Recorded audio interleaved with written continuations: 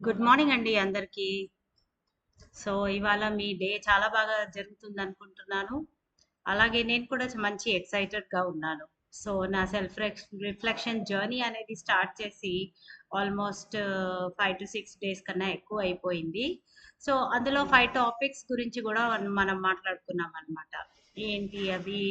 Emotional intelligence, self awareness, మన గురించి మనం తెలుసుకోవడము, ఓపెన్ మైండెడ్‌నెస్, అంటే వేరే కల్చర్స్‌కి గానీ, వేరే వాళ్ళ సజెషన్స్‌కి గానీ మనం ఓపెన్ మైండ్ పెట్టుకొని వినడము. అట్లానే ఆథెంటిసిటీ, ఆబ్జెక్టివిటీ అంటే ఆహ్,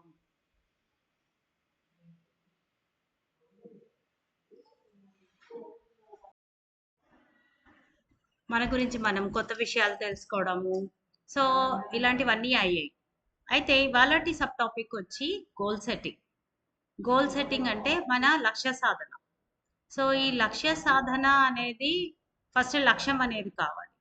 ఆ లక్ష్యం అనేది మామూలుగా అయితే అందరికీ తెలుస్తుంది. ఎలా దాన్ని మనం సెలెక్ట్ చేసుకోవాలనేది. మన లక్ష్యం అనేది స్మార్ట్‌గా ఉండాలి. స్మార్ట్ అంటే స్పెసిఫిక్. అంటే ఏదో ఇలాబరేట్‌గా నేను మంచిగా మారిపోవాలి అని కాదు. అంటే నేను మంచిగా మారాలి అంటే నేను కోపం తెచ్చుకోకూడదు అనేది స్పెసిఫిక్‌గా ఉండాలి.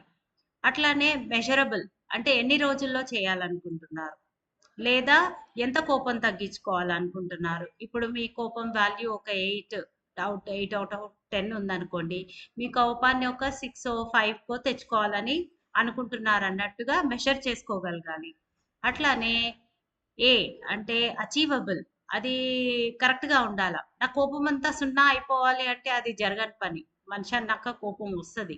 సో, అది మనకు అన్ని సిట్యుయేషన్స్‌లో రాకుండా ఉండడం అనేది కరెక్ట్‌గా చూస్ చేసుకోవడం.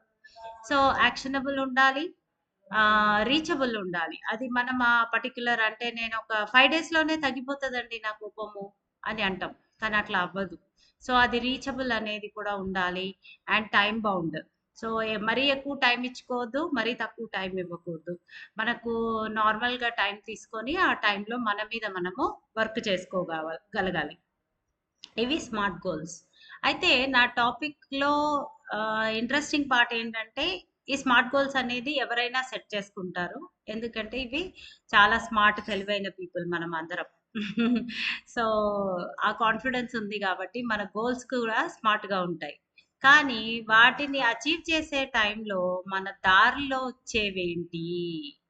మనని లక్ష్య సాధన నుంచి మళ్ళిచ్చేవేంటి? ఒకటి వచ్చి ప్రోకాస్టినేషన్, వాయిదా పద్ధతి.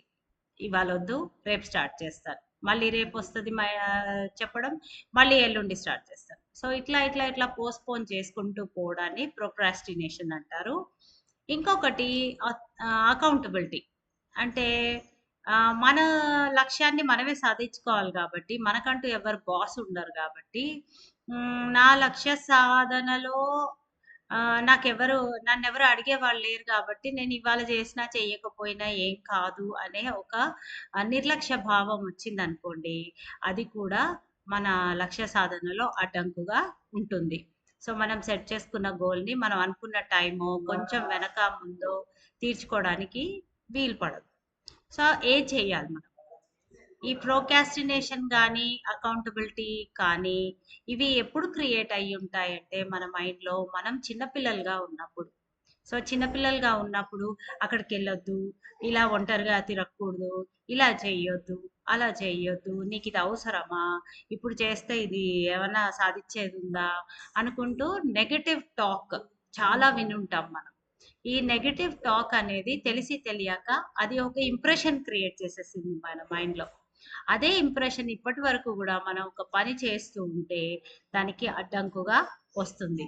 ఈ ప్రాసెస్‌లోనే నేను కోచింగ్ ప్రాసెస్‌లో తెలుసుకుందేంటంటే, ఏదైనా పని చేయడానికి నా లెఫ్ట్ హ్యాండ్ కరెక్ట్‌గా ఫాస్ట్‌గా లెగుస్తది.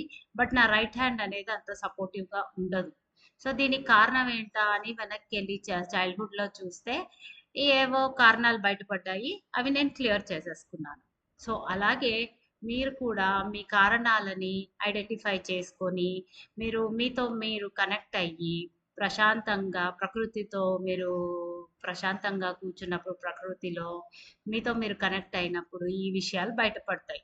సో, ఆ బయటపడ్డ వాటిని అబ్జర్వ్ చేసుకొని, గమనించుకొని, వాటిని రాసుకొని, వాటిని ఎట్లా డిలీట్ చేసేయొచ్చు, లేదా వాటి బదులు ఎలా మంచి ఇంకొక ఇమేజ్ క్రియేట్ చేసుకోవచ్చు అనేది మీరు ఆలోచిస్తే గనక చాలా మార్పు చూడగలుగుతారు. సో, ఎలా నాకు నేను చేసుకోవడం రాదు అని అనుకున్నప్పుడు లైఫ్ కోచెస్ చాలా అవైలబుల్ ఉన్నారు ఈ రోజుల్లో. వీళ్ళు మీకు కంపల్సరీగా హెల్ప్ చేస్తారు. సో, నేను ఒక లైఫ్ కోచ్, నేను బిహేవియర్ ట్రాన్స్‌ఫర్మేషన్ కోచ్‌ని. సో, మీకు హెల్ప్ చేయగలుగుతాను. సో, ఈ ప్రోక్రాస్టినేషన్ అండ్ అకౌంటబిలిటీ గనక ప్లేస్‌లో పెట్టేస్తే, మన గోల్ లక్ష్య సాధన అనేది చాలా ఈజీగా మన లక్ష్యానికి దారి చేరుస్తుందనమాట. లేదు నేను ఇలాగే ఉంటాను, నేను మారను, నేను ఇవే పద్ధతులు ఫాలో అవుతూ ఉంటాను అనుకుంటే గనక మీ ఇష్టం. ఇప్పుడు కొంచెం పట్టే టైము చాలా పట్టడానికి వీలుంటుంది. సో, ఈ వీడియో మీకు చాలా హెల్ప్‌ఫుల్ అయ్యిందనుకుంటాను. Subscribe to my channel. Thank you so much.